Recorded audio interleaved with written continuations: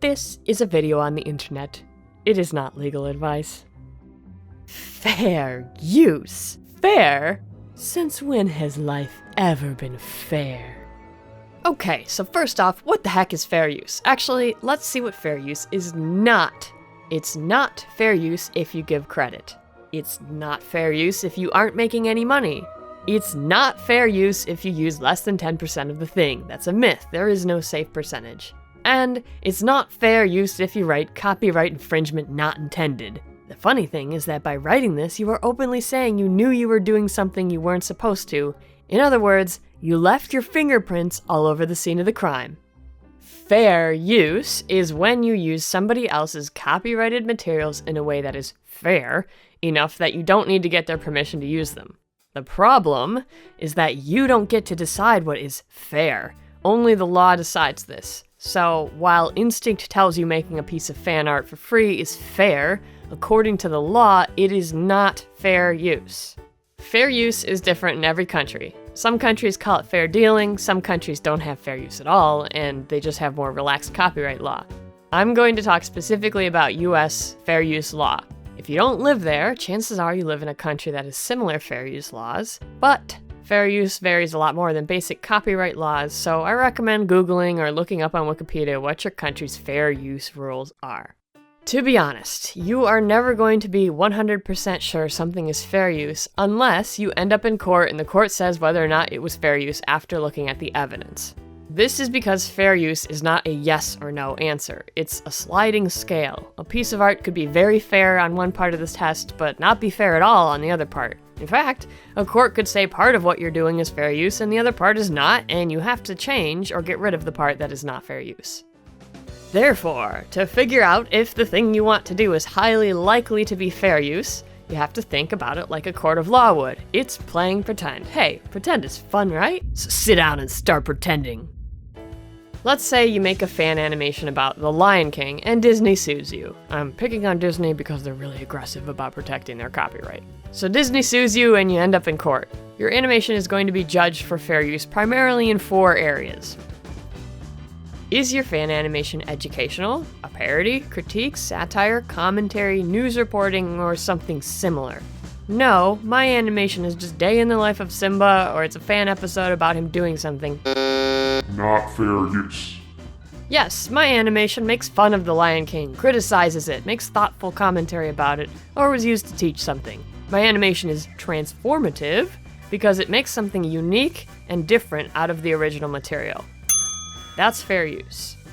How much of the other person's copyrighted thing did you use?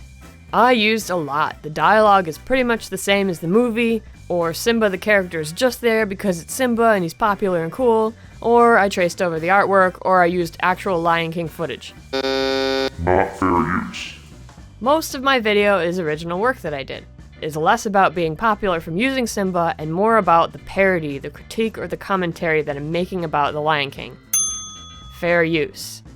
Most of my video is original work, but I did use a very small amount of actual Lion King footage to show people what I was talking about in, say, a review. Fair use. Are you making money off of your fan animation? No. More likely to be fair use, but just because you aren't making money does not mean it is fair use. If you do poorly in the other categories, then it's probably not fair use, even if you're not making money. Yes. Less likely to be fair use. You can make money off of something that is fair use. It's just that the more money you make, the harder it gets to defend yourself in court, so you better have a strong fair use case in the other 3 areas. Does your fan animation impact the market for the original? Yes, my fan animation is a spin-off series I made up with Disney characters. Or I used enough Lion King footage in my video that people can just watch my video to see the movie instead of buying it. Not fair use. No, my animation doesn't serve as a replacement for the original or something Disney could make with its characters. Fair use. It's easier to see how this last category works by thinking of handmade goods. For instance, by making and giving away or selling stuffed animals of copyrighted characters, you are hurting the market for the official stuffed animals. Even if those official stuffed animals don't exist yet, and even if official ones might never exist, you are still hurting the copyright holder's potential market. After that 4-step process, the court looks at how good or bad you did in all of these areas and then decides if it's fair use. Sometimes one area is more important to the court than the others, but it really depends on the case and the court. The court will also look at past cases to see if something is fair use. So if one court decides Let's Play videos are not fair use, then in the future other courts will look at Let's Play cases and most of the time say the same thing, that they're not fair use. If you're an academic-minded person, the US Copyright Office has a fair use index that keeps track of major fair use court decisions. The key to winning at fair use is to only use a small amount of what you have to of the copyrighted thing to make your point. If you're an animator who makes video game parody cartoons that mock the game, then you have to use the copyrighted video game character.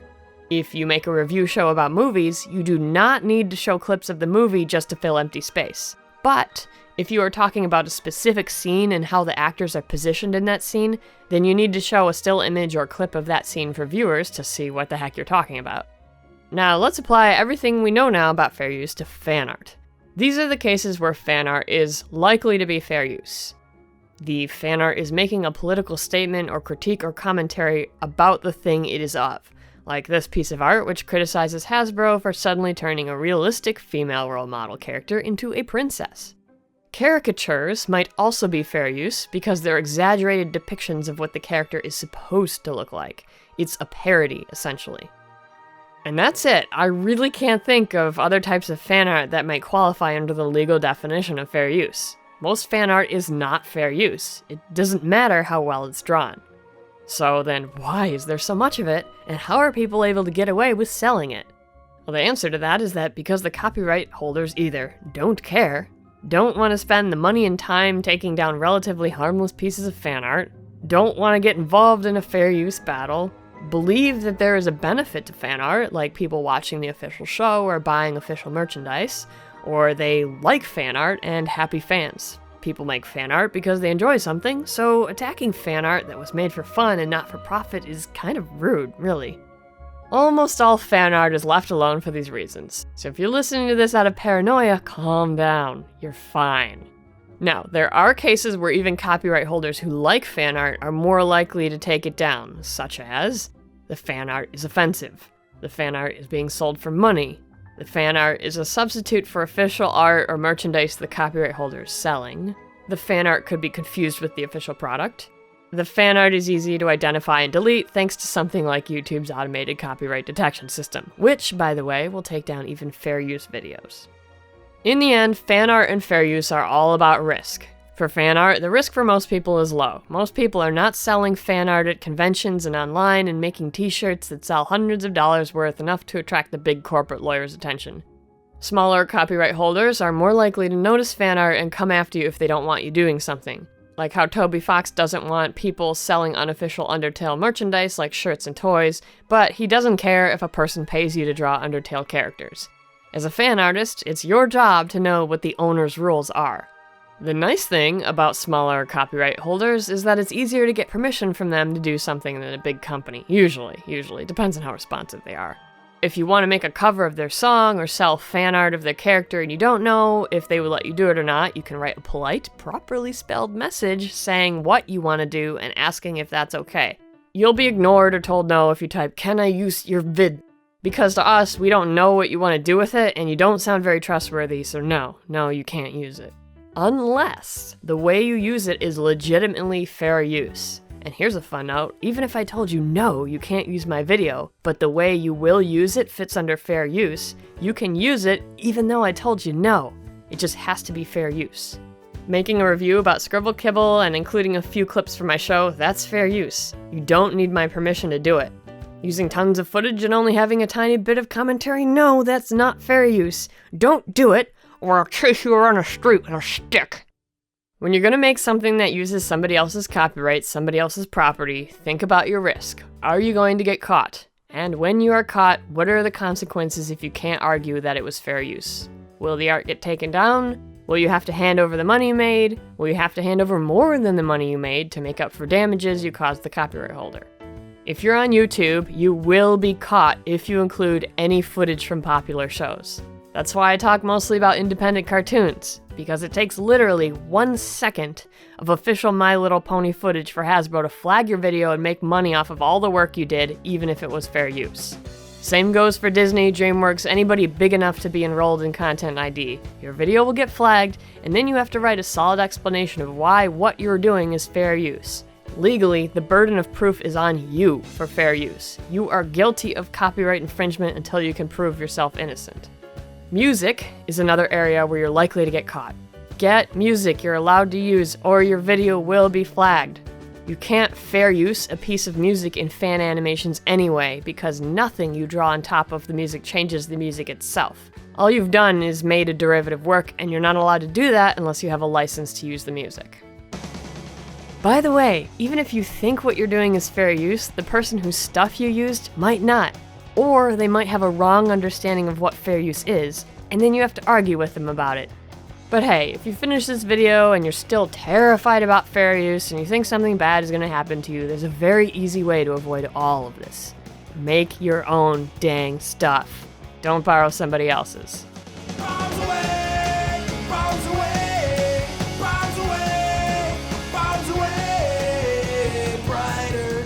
Let's clear up a couple of questions. Do I need to give credit if something is fair use? I highly recommend that you give credit. It tends to make your case for fair use stronger. Is there an exception besides fair use that will let me use somebody else's copyrighted stuff without permission? Well, besides fair use, there are 2 exceptions. 1, that the work has a Creative Commons or public domain license on it. Or 2, the copyright on the work expired and now it's in the public domain. Are Let's Plays fair use? Are reaction videos fair use? I don't know. This is a big argument right now. Nobody's been sued over it yet, so there's no case law to look at, and none of us really know. My personal opinion on this is no, it's not fair use in most cases. Simple reactions and generic commentary are not enough to merit displaying the full game and all of its copyrighted music, art, and story. Just like laughing or crying over a full playthrough of the movie The Lion King with a tiny little webcam of a person in one corner is not fair use. But I would judge each Let's Play and each reaction video separately because a few of them have enough parody or critical commentary in them to maybe merit fair use. Like Taco Man. Okay, this is no different than if I played the same game in front of my friends and charged them to watch. Taco Man is a fantastic example of fair use Let's Plays. He adds his original art to the videos and only includes parts of the game he's making fun of. He doesn't use a full recording. Regardless of the fair use debate here, some video game companies allow Let's Plays, so I'll say it again, it's your job to know the copyright owner's rules. If I make fan art in a different style, like I make 3D models based off of 2D cartoons, is it fair use? No. The copyright is on the character, so it doesn't matter how you draw fan art, using or drawing someone else's character is not fair use. But isn't fan art freedom of speech? In the cases where it would legally be considered freedom of speech in the US, the fan art would be protected by fair use. Remember, fair use protects the ability to make critical commentary, political commentary, satire, etc. That's free speech. However, simply copying someone else's creative expression without adding anything new to it is not free speech. Freedom of speech is not going to shield you if you violate copyright law. Why does some fan art get taken down but most doesn't? It's up to the company or person who owns the copyright to decide what to take down. If they don't like something or if they think it threatens their business, they take it down. Businesses think differently than people, so that's why it seems weird they might take one piece of fan art down but leave another one up. What are the rules of buying or selling fan art? Well, even though technically the person who sells the fan art is infringing copyright, most of the time nothing's going to happen. If you're making fan art of stuff owned by a company or a person that's likely to come after you, you're going to know because the fandom will be talking about how mean and nasty the company is towards fan artists. Then you can decide if you want to take the risk or not. There aren't any risks for buying fan art, the seller is the one who takes the risk.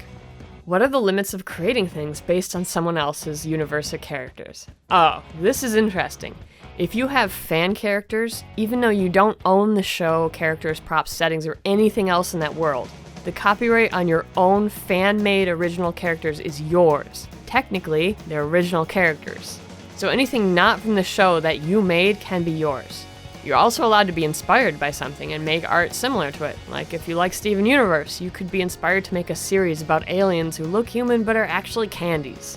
As long as you don't take any names, places, people, designs, scripted text, stuff like that out of the universe that inspires you, you're safe.